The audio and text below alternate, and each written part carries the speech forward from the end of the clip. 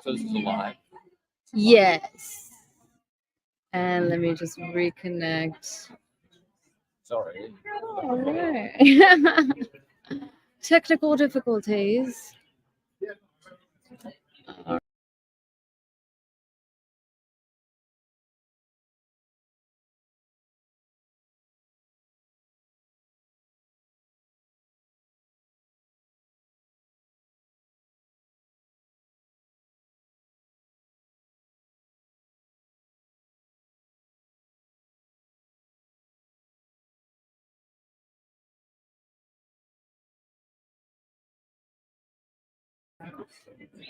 And we're back.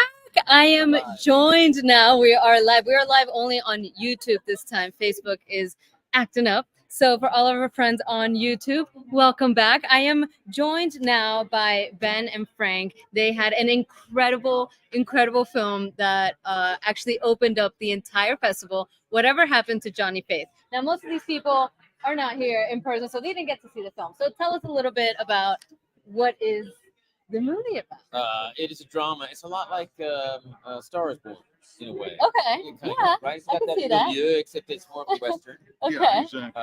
And it's about a famous country singer played by Frank Dune, who incidentally beat out Jim Belushi and Tommy John. Incredible story, by the way. Yeah.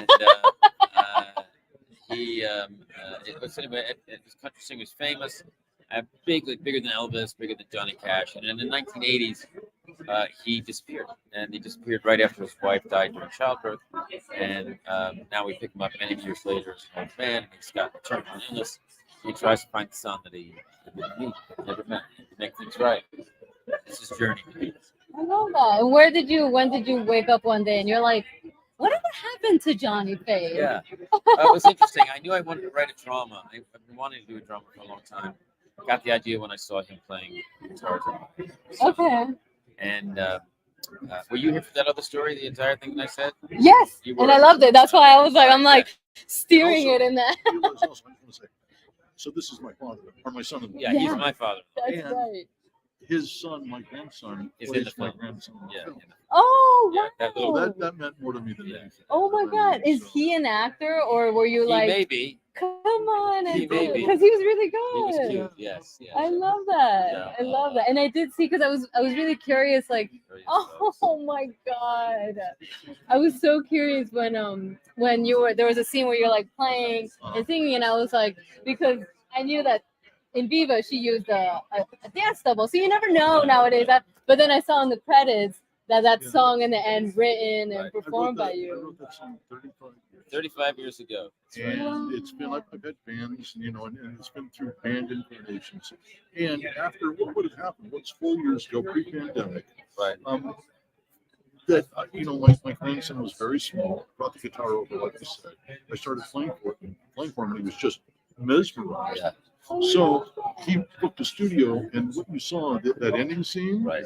with me playing, that was 4 years ago. That was 4 years. Oh, it wasn't 4 even like recorded for the movie. Well, It was like the so germination of it. yeah. You know what I mean? Interesting. The movie has been a journey, right? So I wrote the script, then I wanted to see if I could what it would feel like to do like a test shoot. So we took him to the recording studio. He did that, and that was really good. And then we went out with just a silly camera, and we just started shooting and walking around, like he was journeying somewhere. And I put together like a little trailer, like as an idea, and then it looked really good. So we're like, oh, another reason we should make a film. The film was 14 pages long. It took 8 months to make the film. In production, not like pre-production, post-production. We shot first scene in the desert. 2 months later, we shot the next scene. Wow. 2 months later, we shot the next scene. Wow. Yeah, but we had to raise the money and find the place and get everything. We just was working with like no funds. So is that what impacted like the shooting schedule? Were you just like working with We had everybody so many else's ideas. We thought schedule? maybe what we would do, since he was dying, we thought maybe what we would do is we'd have him lose weight over that period of time. Oh wow. But he wasn't able to do it. I tried. but that wasn't the reason. But we thought, hey, while we were doing that, Oh, no, exactly. Yeah, I did let me lose try. like he lost a couple pounds. Wow. Not Just enough one to make scene, but yeah. not enough to make a difference. But it was just so we took each page of the script and made it into its own short film. So we gave it a lot of attention. Wow. We gave each scene a lot of You could tell. You could tell. Yeah, and I was really surprised when you said it was a 24-minute film because it really felt. It didn't feel like it dragged. It felt like it was just moving at this like you're like walking with him through this last phase in his life, which at that moment you don't. I mean, he's sick, but oh my god, when I don't want to spoil it. It's so good. I think the reason why you have that effect, you feel that, is because the acting is really good. Yes. Not just by Yes. him, Yes. No, and we the had acting such by a him is great, flawless. great- But Yeah. yeah, we got Bruce Greenwood, who is just, and he gets mad at me when I tell him how good he is. He's like, I just didn't do anything, so stop lying about how good I am. No, but every he- player yeah. plays a part. Every person, even the bartender, was totally dedicated. Yeah. And we got so lucky to get the performances that we Yeah. No, the ensemble is got. incredible. We shot in order. We shot the desert first, and then we went and shot the trailer park. We went out to Palmdale, then we ran over to Malibu with this trailer park the next day. And Debbie Pollock, who played 16 Candles, she's the woman in 16 Candles at the end. She's hugging this Asian guy. I don't know if you remember the movie, maybe not. You guys remember. But she gives this performance with him, and She's the one at the trailer park. Yeah, the one at the Yeah. trailer park at the beginning, and it was so moving for me as a director to see this woman reacting and him reacting. I mean, they set each other on fire emotionally, and I had to stop. I was all teared up myself Oh my halfway through, and I God. couldn't myself. I mean, that- No, I also think it must be like special seeing something you've written come to life. There was It's such a beautiful. It was totally that. It's not only right. It's not only just Yeah. see it come to life. See it come to life with meaning, Yes. and that it might have meaning to somebody else. Yeah. It was really No, touching. you could really see the That depth. was the challenge, right? We had this great scene between the two of them in the trailer park. Now we had to do the rest of the Gotta film, finish it, and we yeah. got to make everybody else's performance that good. If You set somebody- the bar really right, high. If somebody drops the ball, we're Yeah. screwed. So even Rusty Anderson, who was not an actor, who was Paul McCartney's guitarist, who was just a dear friend, even his performance was good. Yeah. He just got it. I mean, obviously he's a Yeah. star of some kind, but he was. It was legitimate. genuine. Yeah, It was- yes, it was genuine. Yeah, no. And he was into it. I love And it. then everybody's, even Fritz Coleman. I don't know if you know who Fritz Coleman is, the guy who played the weather, or the newscaster. He's a famous weather guy, retired. He was the Channel 4 NBC LA weatherman Stop. Right. for 30 years. 30 years, The 11 p.m. Yeah. weatherman. I wanted him. I couldn't think of anybody else to play the part. I could think of him in my head, so I found a way to get in touch with him. I sent him the script. He did the part for free. He loved it so much. He did it. And then he went to a recording studio himself, called me up, said, I'm here, I'm going to do it. I'll send you it on a green screen.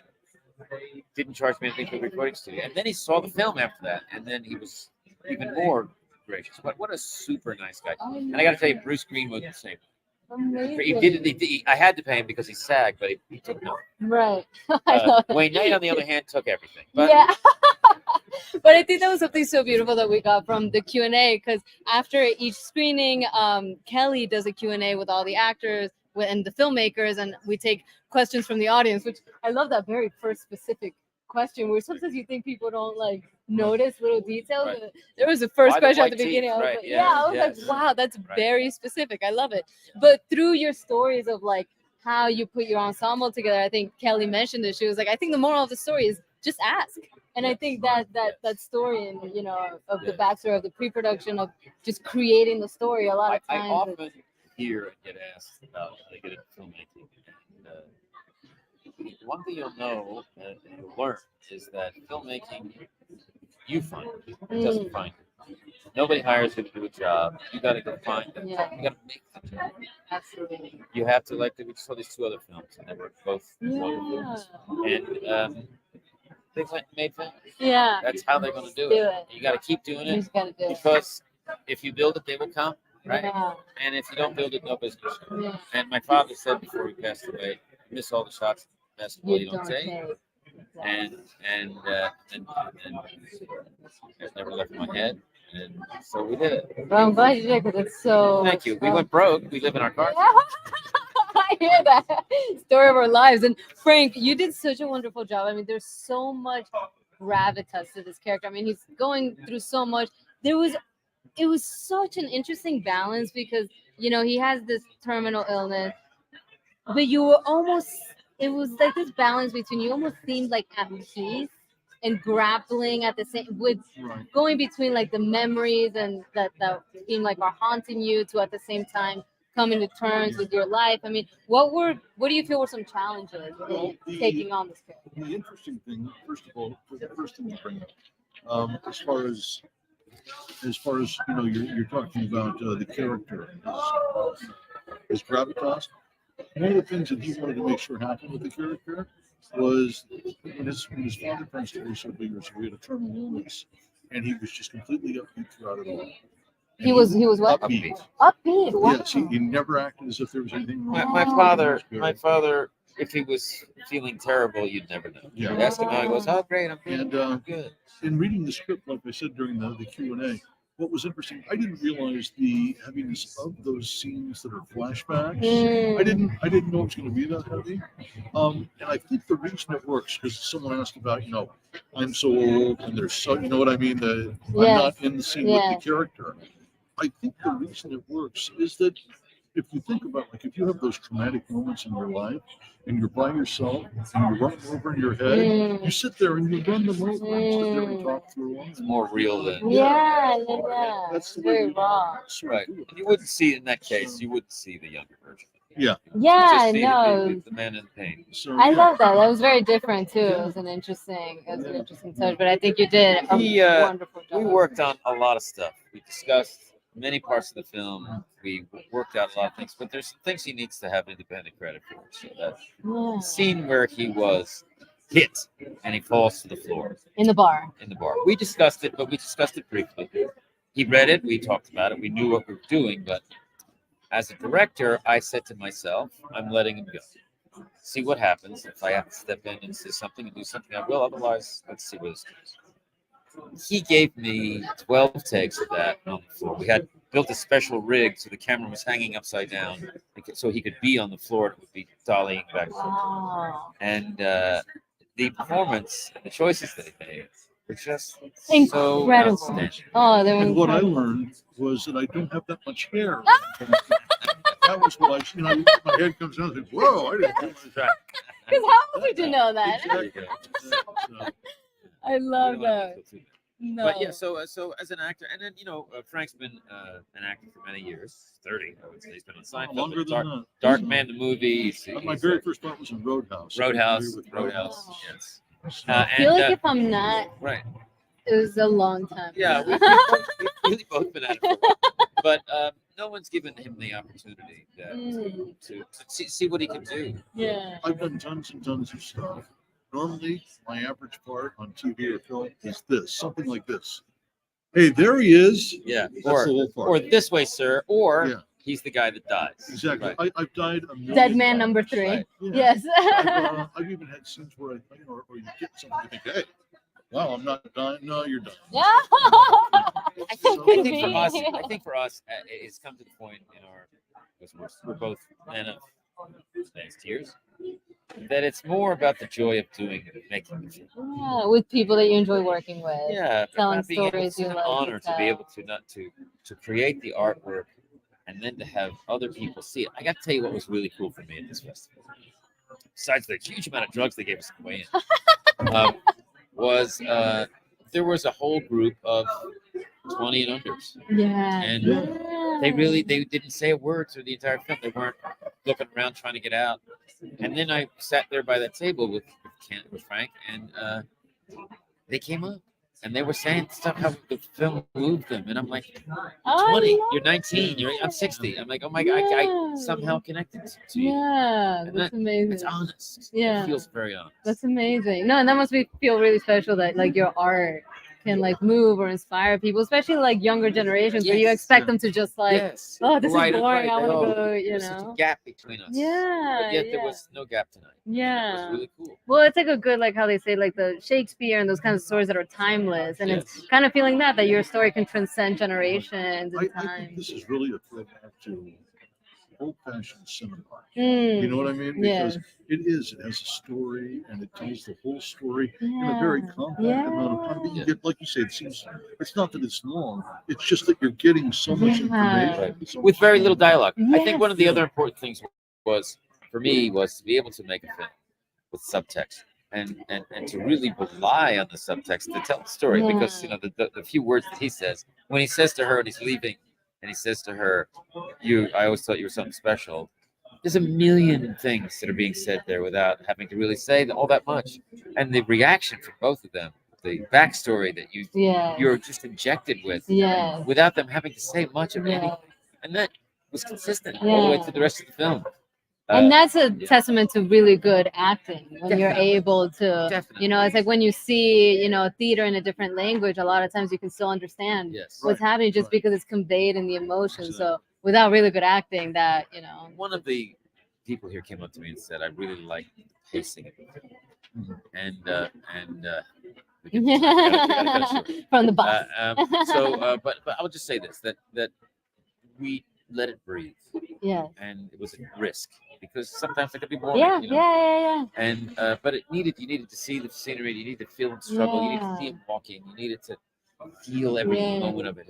No, to the point that they asked you if right. it was CGI, like you're like, nope, that is No, that was real. Yeah. that is Oh, real cinematography. Yeah, It yeah. was beautiful. And our cinematographer was brilliant. Yeah. Young man, knew his first film like this. He was Oh, absolutely brilliant. Alan Chadwick, Chadikowski. yeah. I love that. That's amazing. Chicago that you gave native, him a chance. really cool guy. Young guy too. So Amazing. Well, congratulations, because it really Thank you. was an What a pleasure. incredible Thank film. you so Yeah, much. thank you so much for coming to Yucca Valley and sharing, you know, your Yucca Valley. yeah, How's that? right.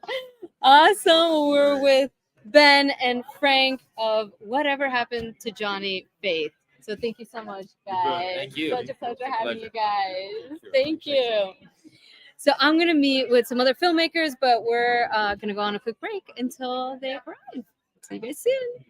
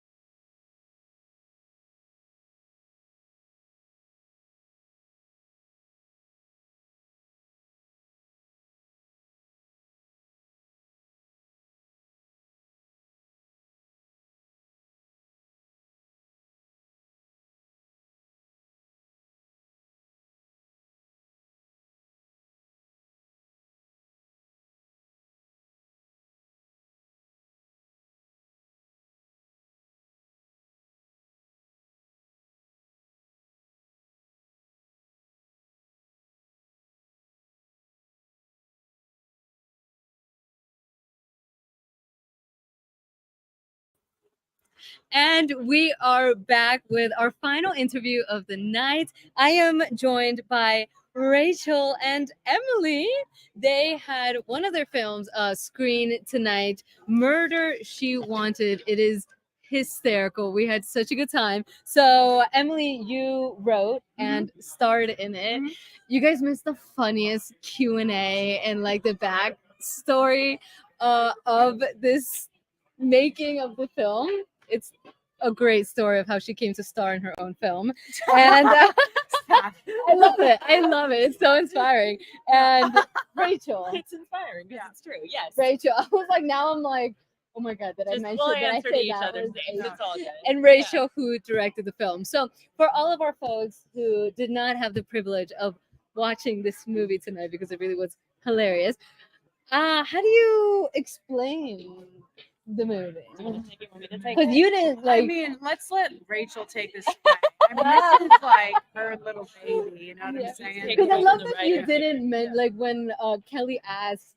Kelly Oh. asked all the filmmakers beforehand, like, tell us a little bit about what your movie is. And I love that you guys were like, we're just gonna let you watch it. So I was like, Yeah. what I are think we it's- watching? It's best to take Murder She Wanted as it comes, you know? Yeah. Much like murder itself. But the film is about a girl who's like living in LA and, you know, you maybe had too much coming your way, been stood up one too many times. So there's an evening where she decides that she's going to post an ad on Craigslist to hire a man to break into her house and stab her. She has a script and everything. So my question is, Yeah. does she want the person to actually physically, Yes, she wants it. she doesn't want to die? I don't think so. No, I don't think we talked about that, and Okay. I don't think she actually wants to die. I think she wants the feeling of being in control over her pain. Oh, interesting. Yeah, because it's almost like a juxtaposition because you feel like she's not in control because somebody else is like kind of, dominating. But she's written a script. So in a way, she gets to be in control of this crazy situation that usually is You're controlled not by in- the other person. Okay. But a lot of people don't realize that in true submission and dominating scenarios, the person in submission should actually have all the power. Interesting. Yeah. Okay, so that kind of reflects in her character where she wants the control, even though it looks like she's asking, like she's giving it away. Yeah, no, Interesting. until Yeah. the end, and that's when everything goes wrong. Because when she loses control, then she freaks out. In the part where does she lose control? Oh, okay. Because I was thinking at the end where she's like, "It's okay." Oh, no. I had to She go gets- back a that's couple the moment steps. She where kind I'm of gets like, it back again. "Oh for a no, second. yes, But that's more of a exactly." natural control. No, of the plot situation. twist Yes. in this film is hilarious. I mean, this one just takes you on a ride, and it's such a joy. Like it's so just both like visually and also like what's happening. Like, what does she want? Where did this other guy come? Like, what is going on? And it is so much fun. So, how much fun did you guys have making it, or was it more? No, this tough was than- the best time. I think Okay. that it was difficult because the subject matter is so specific. Yeah. And Emily and I both, in developing it and working through it before we even got to set, we were just challenging ourselves to make sure we knew what it was about, challenging ourselves to make sure we didn't just make something that was quirky with no reason, but that we were approaching something with meaning, or at least meaning to us, you know? Yeah. And I think that our film, while it has like a measure of quirk to it that feels maybe a bit unhinged, maybe it feels like doesn't, have a narrative through it at first, it really does. Like everything does come together and every bit of it has been thought through. And I think that's what made it so much fun when we got on set, because then we had to, again, attack this idea that we had been creating over the last several months while on set. And when you're working through at the pace that we were, like we said, we shot it in 2 days, and it looks incredible for what we did Yes, for 2 days. I mean, I yes. think so. Just You looking did. at it. It looks That's amazing. our amazing DP. That's our amazing crew that showed up. But Rachel handpicked everybody on that crew, and she knew exactly I was gonna what she ask, was yeah, how doing, did you, And she had her shot list. Like It was- Rachel's been like an AD for 7 years, and now Oh, she's going yeah. in the Oh, directing my world. God. So Rachel knows how to run Okay. a set. Yes. But when you're running at that pace, everything goes awry, right? Everything goes sideways. And so we hit a point where when everything was going sideways, we still wanted to come back to the core of what we were making. And so that was just like the best part of, I think, our connection when we were working together on set. It was so fun. I mean, something that comes to mind is even after shooting, almost a year later, we realized that we had not properly recorded an original podcast. I was going to ask about which, that. by the way, is a cameo of Rachel Shimko. She plays one of the voices. I was going to ask. I was like, did they also write that podcast? Absolutely. Like, because I figured you have to. You can't, like, do... That was kind of fun, as then Rachel being actor, and then me like having to write on the spot. And Rachel and I literally figured out what the film was about that. It's like so funny. Like there's months there, after there's shooting. the other host months there. after shooting. Months I'm after talking shooting. like a year. Like I'm talking 10 months later. Yeah. And That's like a Rachel and I record. are there, and we are suddenly realizing, I'm like, wait, what do you think the film is about? And I'm like, I don't know. What do you think the film is What about? is that? Because the podcast, every line is very intentional. Yes. Like Rachel also edited very specifically. I come into her apartment. She's like headphones. She's like hidden in the couch, like a caterpillar. She's just editing like which lines, because we had to. How do you make a story make sense? We tried to create her internal motivation through the podcast. So it actually plays a bigger part than you realize. Like without the podcast, the viewer might lose sense. So we realized that, being murdered, it's all about being wanted. And Rachel's character says this time and time again, and we wrote that in later. So it's crazy. But that was a lot of fun. I enjoyed that, even of like all the prep. Then filming was like the best day of my life. And Oh my first God, day I of filming. bet. And It looks then- like you guys just had some fun. That's an interesting point too. It's something that was mentioned tonight was the film gets made 3 times. Yeah. Like when it's written, when it's shot, and when it's edited. Our film definitely went through that. We Yeah. wrote it. We thought very specifically we knew what we had made, and then we shot it. And then I said, "Well, I've ruined everything." And then we got into the edit, and we had to make a whole nother movie. So the podcast, as written on Emily's, script, is not. It doesn't bear any resemblance to the podcast that's in the final film. And that's sort of that bit of us figuring it out too. It's like, once we had made it that 3rd time, now what is it about? Now what are we really putting out there, and how do we tell that in like a subtle but strong way? Interesting. Yeah. And then in writing wise, because you have your funny story about how you initially wrote it for somebody else. Yeah. And then that didn't. And then it was you. Did you have to like change, like when you write something with somebody in mind, and then it's not that person, so now you knew you were gonna do it? Did you feel like you had to change the character in a way? Yeah, shout out to my friend Micah. She's so talented. She's an incredible actress. And so when I wrote it for her, I feel like I wouldn't know. I wouldn't just we love you, Mike. But I actually when I then was casted per Rachel's request and my inner heart's desire, I was really influenced by actually like Jim Cummings. Are you familiar with his work? No. And like he's a great filmmaker who came out of Sundance, and now he's like selling his own movies and making movies. But and he's very absurd. I basically had to rewrite all the lines. Like I had to really, it was such a different like creative tone. And I would say also with comedy writing, you have to rewrite jokes in. Like Judd Apatow says, when you're writing comedy, write a drama. And you're writing a drama, so sometimes when you're writing, it will sound more dramatic, and then sometimes you have to go back in and sharpen the jokes. And Tina Fey says 2 jokes per page, so it's like you can glean a lot from other filmmakers and joke writers. And Rachel I always had her circle her favorite jokes, so that in rewrites we wouldn't lose it. So we like love it when we watch it. Like some lines were her favorite, some lines were her mine. favorite. Some like I would fight to take things out, and then yeah. somehow they would end up in it. And then Or somehow Emily would just say them on set, and I would be like, "This is out of the This is script. in. It's in the movie." Or It was Rachel always good. having to watch through so much footage. Oh my Sometimes we improvised on the couch scenes, and Rachel really had such a good eye to make that scene work with the edit. And she found like things that I said were funny. And I'm like, oh my God, that's hilarious. I said that. You're right. And then Rachel's like, I had to watch 6 hours of footage to get that, Like, so it's like, it's a very funny, like, I'm so talented. And Rachel's like, Within 6 hours, we can find Rachel's something just like, funny. I need to take a nap. Like, I need to get sleep. And I'm like, amazing.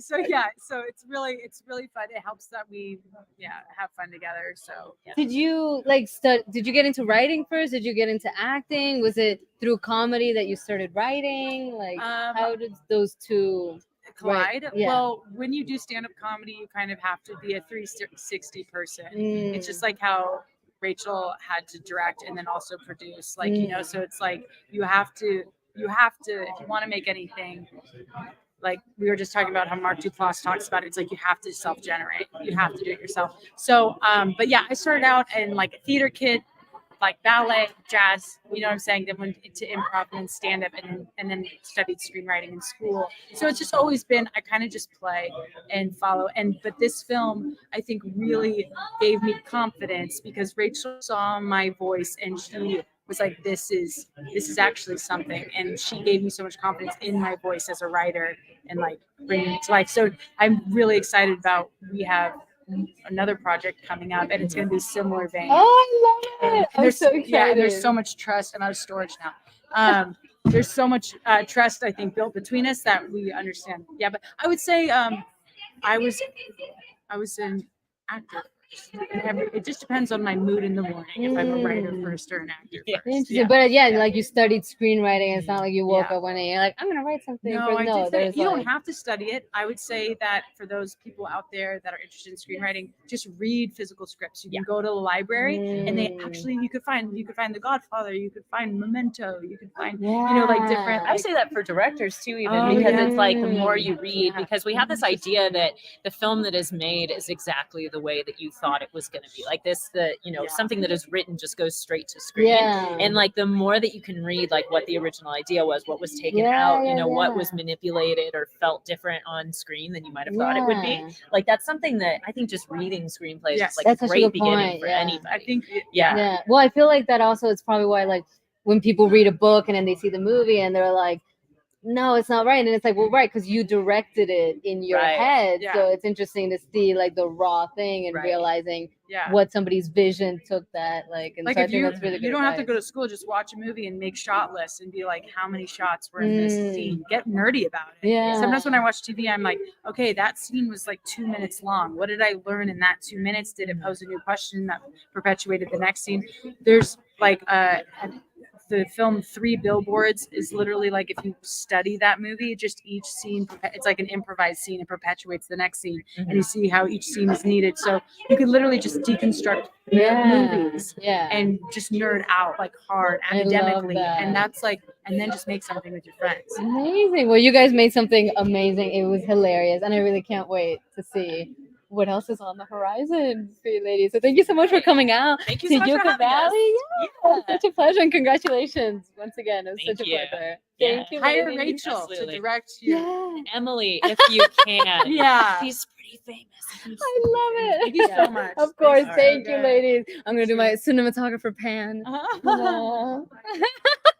Thank you, ladies. Thank you so much.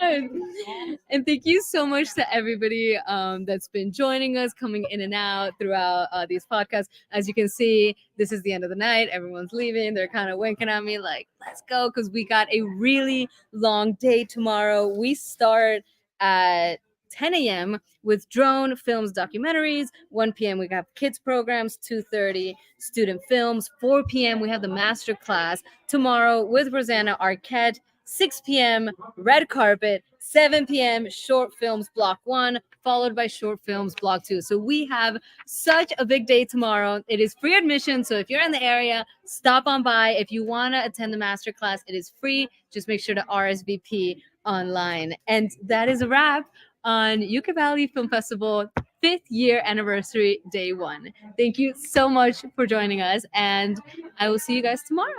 Bye.